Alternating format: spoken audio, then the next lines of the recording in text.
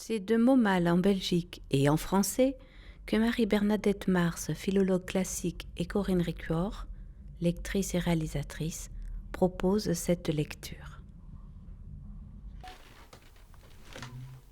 Bonjour, nous allons vous présenter deux extraits d'Apulée. Alors le premier extrait d'Apulée est extrait du livre 2 et nous avons voulu choisir pour ces premières phrases un extrait qui nous montre que la beauté peut se trouver au quotidien, et notamment ici dans la chevelure d'une femme. Donc c'est un texte qui évidemment peut encore être tout à fait compris aujourd'hui, malgré le style qui parfois est un petit peu travaillé, un petit peu plus qu'à notre goût sans doute d'aujourd'hui. Les métaphores sont assez fréquentes, vous verrez. Donc voilà, nous vous lisons ce premier extrait. En parlant ainsi, elle tourne la tête et me regarde en riant. Mais que sert de vous la décrire en détail ? Dans une femme, je ne prise rien tant que la tête et la chevelure. C'est ma plus vive admiration en public, c'est ma plus douce jouissance dans l'intimité. Et pour justifier cette prédilection, n'est-ce pas la partie principale du corps humain, celle qui est le plus mise en évidence, qui frappe les yeux tout d'abord ? Je vais plus loin. Souvent la beauté, pour mieux éprouver le pouvoir de ses charmes, se dépouille de tout ornement, fait tomber tous les voiles, et n'hésite pas à se montrer nue, espérant plus de l'éclat d'une peau vermeille que de l'or des plus riches atours. Mais de quelques attraits que vous la supposiez pourvue, si vous lui ôtez, chose affreuse à dire, nous préserve le ciel de la réalité. Si vous lui ôtez, dis-je, l'honneur de sa chevelure, si son front est découronné, eh bien, cette fille du ciel, née de l'écume des mers, bercée par les vagues, elle a beau s'appeler Vénus, avoir pour compagne les grâces et le peuple entier des amours dans son cortège, elle a beau s'armer de sa ceinture, exhaler le cinnamone et distiller la myrrhe, une Vénus chauve ne peut plaire à personne. Non, pas même à son Vulcain. Que sera-ce si la nature a donné aux cheveux une couleur avantageuse, ou un lustre qui en relève l'éclat, de ces teintes vigoureuses qui rayonnent au soleil, ou de ces nuances tendres, dont le doux reflet se joue aux divers aspects de la lumière. Tantôt c'est une chevelure blonde, toute d'or à la surface, et qui prend vers la racine le brun du miel dans l'alvéole. Et tantôt c'est un noir de jet, dont l'émail rivalise avec l'azur de la gorge des pigeons. Lorsque, luisant des essences d'Arabie, et lissés par l'ivoire aux dents serrées, les cheveux sont ramenés derrière la tête, c'est une glace où se mirent avec délice les yeux d'un amant. Ici, ils simulent une couronne tressée en natte serrée et fournie. Là, libres de toute contrainte, ils descendent en ondes derrière la taille. Telle est l'importance de la coiffure, qu'une femme eût-elle mis en l'œuvre l'or, les pierreries, les riches tissus, toutes les séductions de la toilette, si elle n'a pas pris un soin égal de ses cheveux, elle ne paraîtra point parée. Cet arrangement chez Maphotis n'avait coûté ni temps ni peine. Un heureux négligé en faisait tous les frais. Réunis en nœuds au sommet de la tête, ses cheveux retombés, gracieusement partagés des deux côtés de son cou d'ivoire et de leurs extrémités bouclées, atteignaient la bordure supérieure de son vêtement. La volupté chez moi devenait torture, je n'y tenais plus, et me penchant avidement sur le beau cou de Photis, à l'endroit où les cheveux prennent naissance, j'y imprimais un long et délicieux baiser. Alors, le deuxième extrait que nous voulons vous présenter est un extrait qui nous montre ce qu'il en est du théâtre à Rome à la fin du IIe siècle après Jésus-Christ. Donc le théâtre à Rome existe bien sûr, et monte régulièrement des pièces, des spectacles inspirés de la mythologie grecque. Et c'est ce qui nous a plu dans l'extrait suivant que nous allons vous lire. Donc c'est cette harmonie entre la source d'inspiration qui est grecque, qui est mythologique, et la manière de le jouer au théâtre. Vous allez voir, il s'agit d'un épisode assez connu. On voyait une montagne en bois d'une structure hardie, représentant cette Ida rendue si célèbre par les chants d'Homère. Du sommet couronné d'arbres verts, l'art du décorateur avait fait jaillir une source vive dont l'onde ruisselait le long des flancs de la montagne. Quelques chèvres y broutaient l'herbe tendre, et pour figurer le berger phrygien, un jeune homme, en costume magnifique, avec un manteau de coupe étrangère, flottant sur ses épaules, et le front ceint d'une tiare d'or, semblait donner ses soins à ce troupeau. Un bel enfant paraît.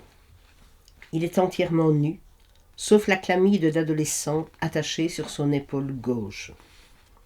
Tous les yeux se fixent sur sa blonde chevelure, dont les boucles laissent percer deux petites ailes d'or parfaitement semblables.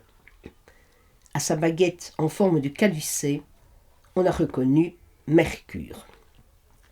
Il s'avance, en dansant, une pomme d'or à la main, la remet au représentant de Paris, lui annonçant par sa pantomime les intentions de Jupiter, et il se retire d'un pas gracieux. Arrive une jeune fille, que ses traits majestueux ont désignée pour le rôle de Junon.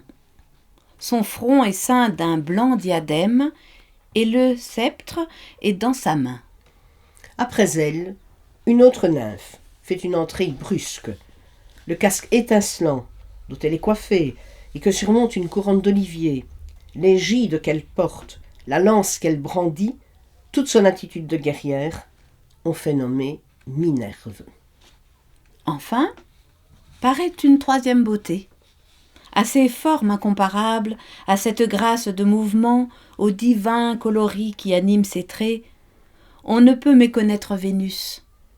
Aucun voile ne dérobe à l'œil les perfections de ce corps adorable, si ce n'est une soie transparente, négligemment jetée sur ses charmes les plus secrets.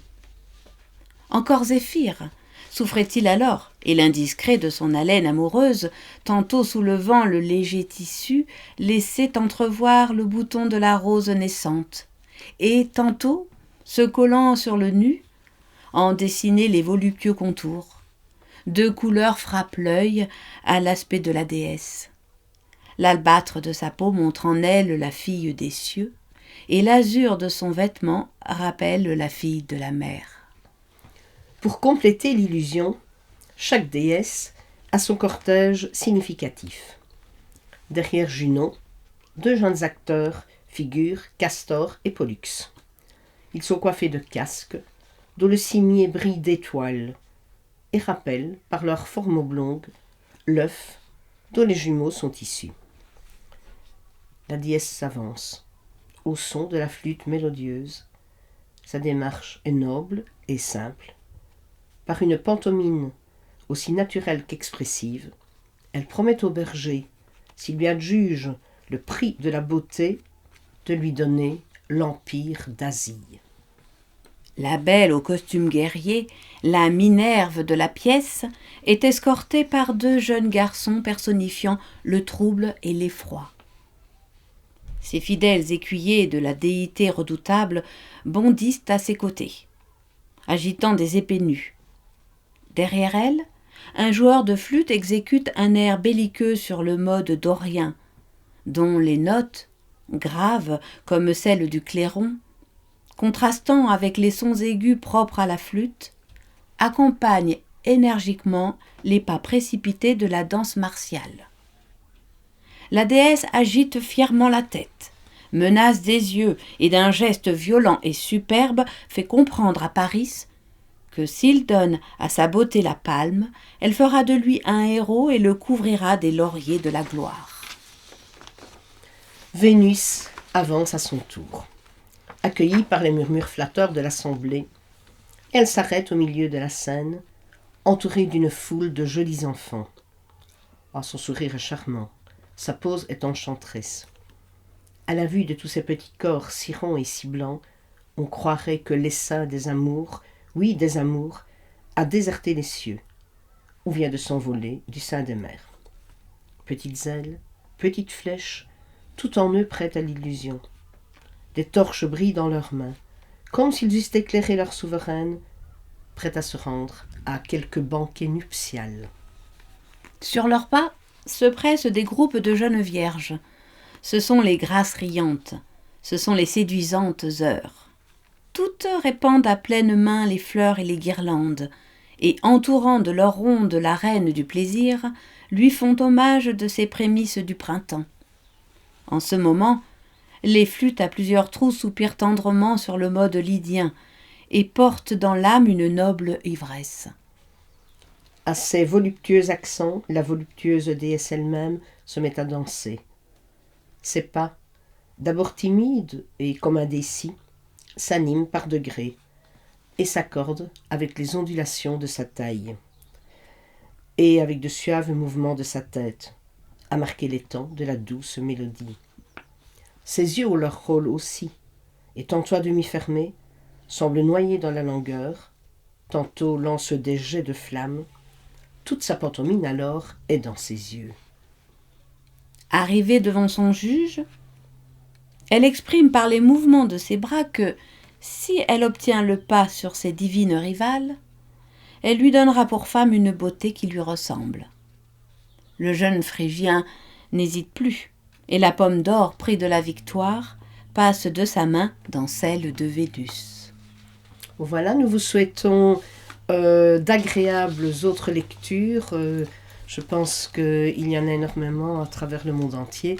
Et un tout grand merci au Festival du Lion d'organiser ces lectures.